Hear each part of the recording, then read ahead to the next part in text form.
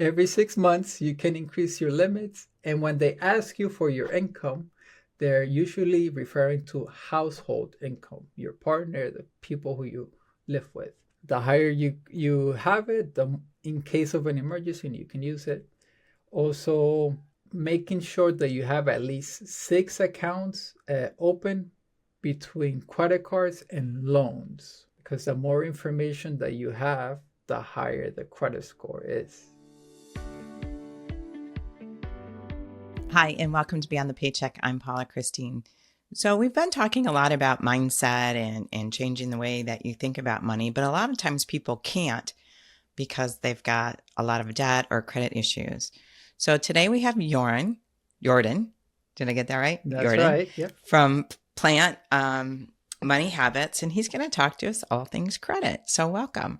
Thank you, Paula, for this opportunity. So how did you get into the credit business? So I wanted to help people with financial habits. I started as a financial coach, but people kept saying, Jordan, I need to fix my credit.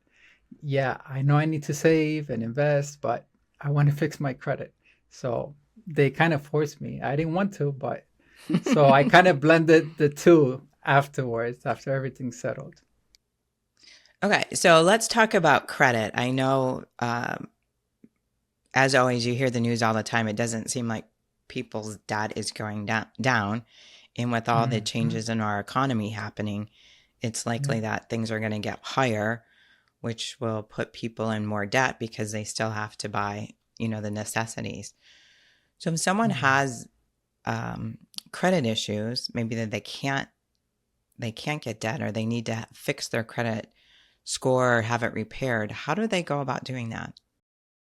Yeah. So if someone has bad credit and they already have a lot of debt, kind of puts them on a bad spot, because you need more credit to pay the current debt that you have to get out of those high interest. I know that So makes no sense to me. The more credit you have, the lower your credit score, the more credit they'll give you. Yeah, that's crazy. I still can't wrap my head around that one. yeah, it's counterintuitive. And also how banks like to lend credit to people who don't need it. I know. Doesn't make any sense. Doesn't make any sense. I know. Yeah. I look at my my credit, how much available credit I have, and it's shocking the amount of credit I have. And I don't carry any debt other than my mortgage. But and I do use my credit cards on a regular basis, but I use them for points for travel. And I pay them off at the end of the month, but I'm just still astounded when I look at the available credit that I have, and I'm like, why in the world would you ever give this to someone? The potential of them getting into extreme amount of debt is there if something bad happens. Yeah. Especially when they have no prior experience.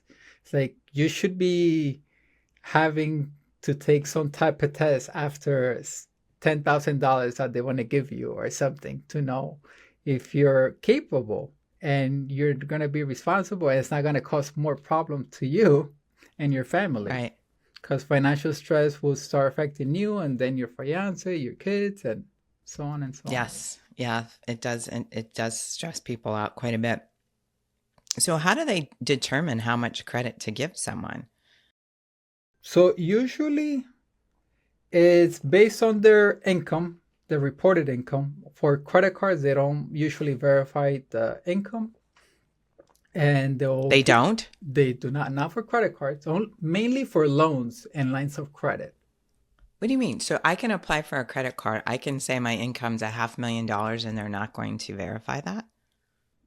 When it gets after 200,000, they start asking questions and like wondering, it's like, is this for real? And yeah, if you haven't had credit cards with higher limits, then you know that you're lying. But if you have $100,000 in credit, or $100,000 in a line of credit, then they believe whatever you put. Oh my God, that is so asinine. Like that's just ridiculous. we're not promoting anybody go and lie about their income, Yeah. but it just doesn't make any sense. I know for loans, well, actually I do have a debt. I just bought a boat. So I know what that process was. They wanted tax returns and to verify my income. And so that I had to prove that I had the income to pay for it. But that just surprises me about credit cards that they would do that. But okay. So you apply, you get your credit card. If you can't get a credit card because your credit needs repair, how do you fix it? Yeah. So the main thing is to look at your credit and find what's wrong with it. Like when you have having car problems, you want to diagnose the problem and then you can see what options you have. Pertaining to your first question, if you have a lot of credit card debt, if that's the issue, you want to get a personal loan to reduce the interest on your credit cards, usually by 50%. That reduces your payments as well. And your score shoots up because you have lower credit card usage as well. So it's a 2-for-1 type of play when you are able to get that loan. Yeah, well, getting a personal loan to pay off your credit cards is a great idea because it's a debt consolidation situation and the interest rate is a lot lower than it is on your credit card. But if you're going to do that, you have to not use your credit cards because you're just going to end up in a situation where now you have the personal loan and then you're going to have more credit card debt. I mean, use it until you can, what you can pay off monthly. Because I think that's where people get themselves in trouble is that they try to find a solution to pay off their credit cards, but end up continuing to use those credit cards and not being able to pay those off at the end of the month, and they end up worse off than they were. Yeah, they're so easy to use and they have so many benefits that people just keep using them. But when you're trying to get out of debt, you have to get them out of your wallet, put them somewhere else in your safe, somewhere that you don't have access to it when you're outside and buying things. Oh my God. Well, now it's on your phone. It's just that's cha-ching on your phone. You don't even have to carry the credit card. It's just right there. Yeah, they make it so easy that they really want you to get in debt. That's why they offer the 0% interest credit cards. They're great if you're responsible and you know how to use them. But their mindset is, I'll make it very easy for this person to rack up a huge balance. And then when they're there, the offer expires and the interest goes through the roof. Yeah, they don't pay it off. They don't have a plan to pay it off. Yeah, I think that's what happens to a lot of people is one, they live with outside of their means. And two, an emergency happens and then they end up needing to use a credit card to cover that emergency. But they don't have a plan in place on how they're going to pay that off. And they don't have emergency funds. I mean, it's just all about managing your money properly and making sure you have, emergency funds. You're living within your means, and it's you can use credit cards. I mean, like I said, I use mine, and I use them for points for travel, but I also am responsible enough to pay them off every month so that I don't carry any debt. Yeah. Which is, how does the credit card company really make money off of someone like me? So that's the same questions that I get with how are banks getting money when they offer 0%? Every time you pay for something with the credit card, the business that you're purchasing from are paying the banks 1 to 1.5% of that transaction. Well, now they're passing that off onto us. Yes. Yeah. They're making us pay that. Mm-hmm. Which isn't fair. Yeah, they raise their prices. It's cost of your business. Just figure it out. Yeah, I'm not a big fan of that. Yeah, and some businesses tell you they allow you to pay a lower price if you pay cash, but it's very few, to be honest. Yes, I know that started right after COVID. I think you started to see it more, especially at restaurants. Or, a lot of purchases, there's going to be I see it's sometimes up to 3% fee if you're going to use your credit card. Yeah. And then you don't want to use your debit card because there's not a lot of safety sometimes around using your debit card. Yeah, especially when the waiter is taking the card out of your sight, You don't know if he or she's putting it to a device where it can read the information and then they sell it in the dark web. That's how a lot of scams are happening. It's like that's a huge perk why we should use more credit cards. So the now you can use they bring you your receipt and it has a little QR code, and then you go into the QR code and you can just pay right then and there. Yeah. Yeah. I mean that's nice because nobody's walking away with your credit card or Yeah, and also or your debit card. The experience is much better. You don't have to wait for them to give you anything. Yeah, and a lot of times they'll come up too now with a little, I don't know what it is, like a little mini computer, and they'll run the card right in front of you and give it back to you. Those are nice too. Okay, so let's go back to what we're supposed to be talking about.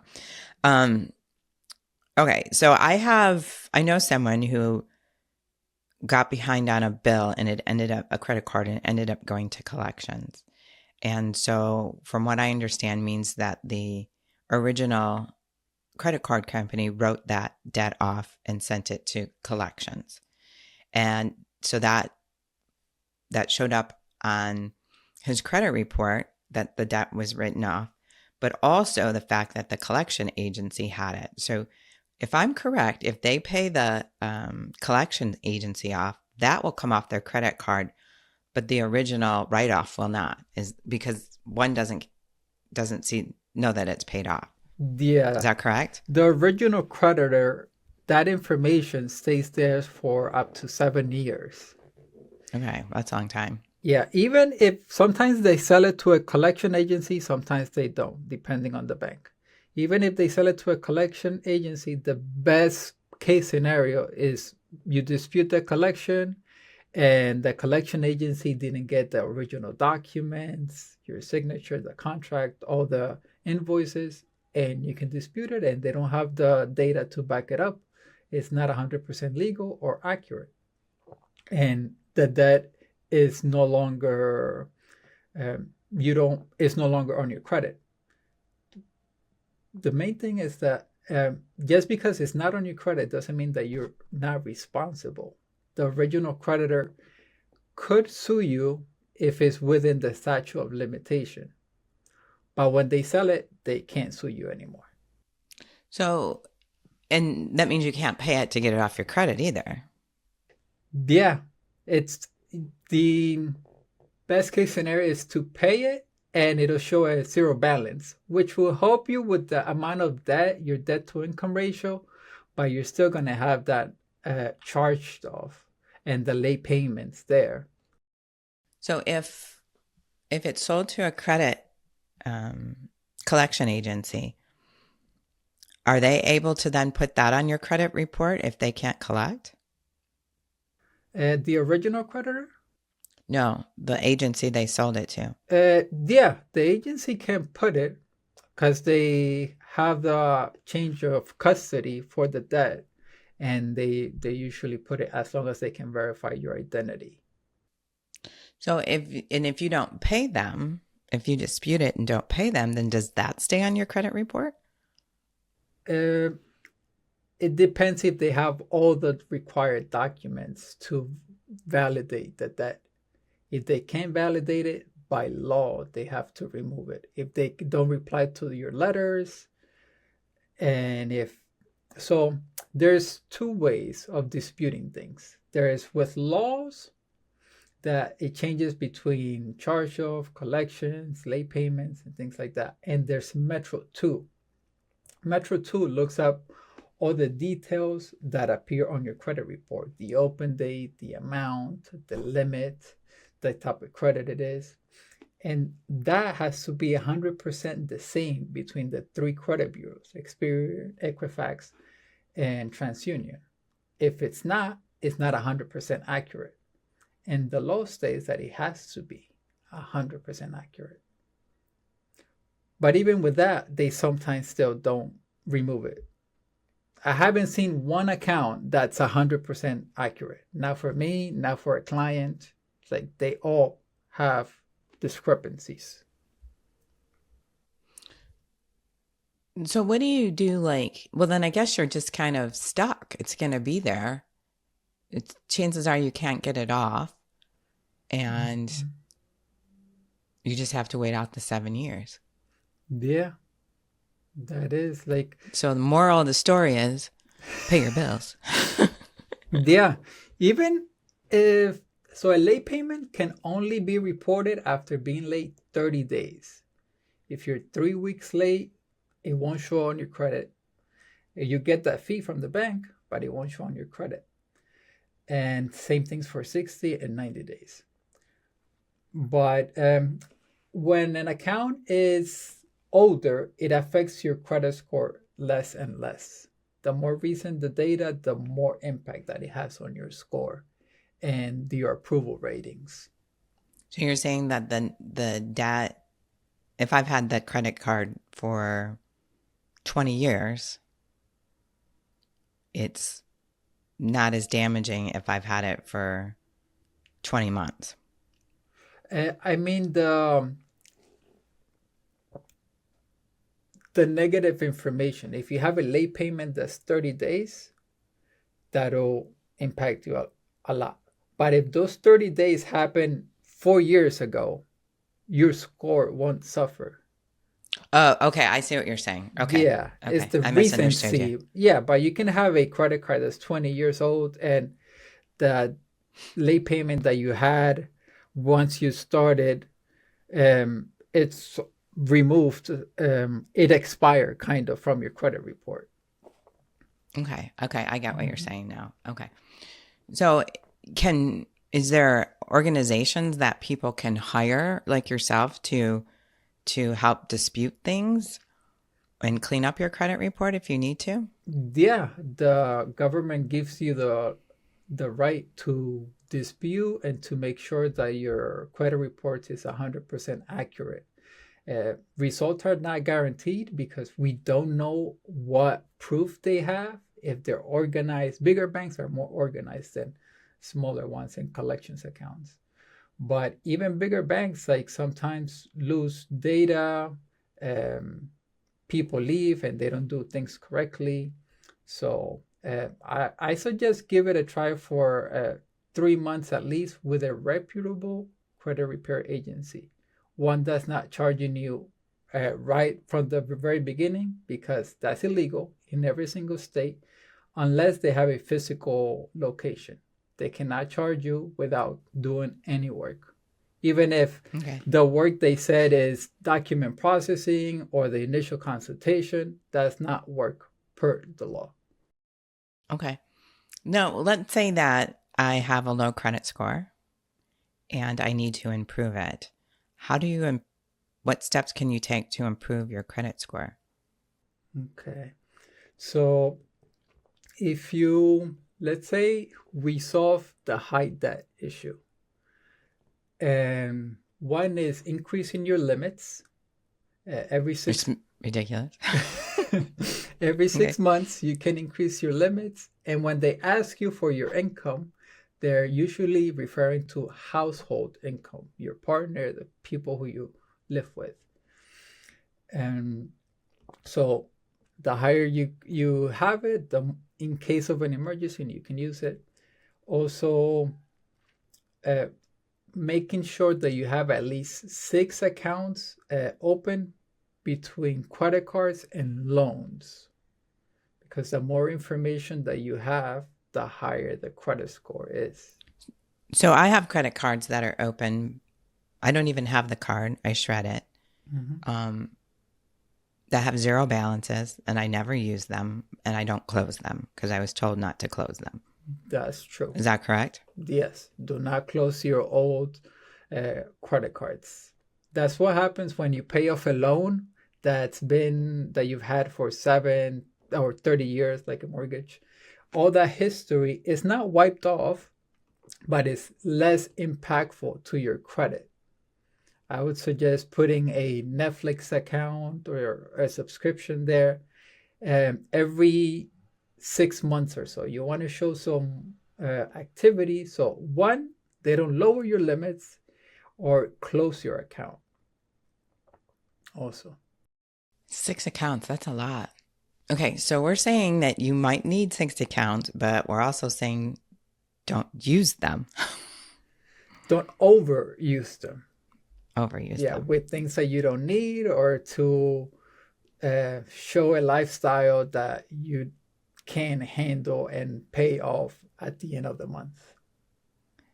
Yeah, well, we all have the best intentions sometimes, but that doesn't always happen. So if you were sitting down with your a 16-year-old and you're, helping them establish credit, how would a young person start to establish credit so that they can build a credit score? So with the bigger banks, Wells Fargo, Chase, Bank of America, you can add your kids, as long as they have a social security card, regardless of the age, as an authorized user. What that would do is add that credit card to their credit report, even though they can't get credit on their own, and they'll have a very old credit card by the time they're 18, and they can apply by themselves.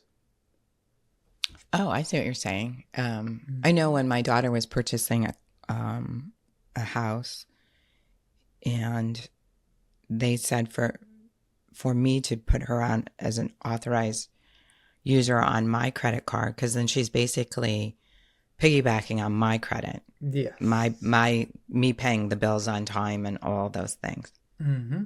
Correct. I also suggest to people sometimes when they're buying a car for their kid, new or used, that they use their kid as a co-signer. Mm-hmm. Yeah. And so that'll help build their credit also. Yeah, that's another piggybacking, but with a loan. Yeah, that's a very good tip as well. So, and I would also give them an allowance and tell them to save and see how they would manage their money, like whether they wanted to save all of it or invest a part of it. Because I give my kid an allowance and he just wants to blow it off on candy with his friends, buying him chips and drinks.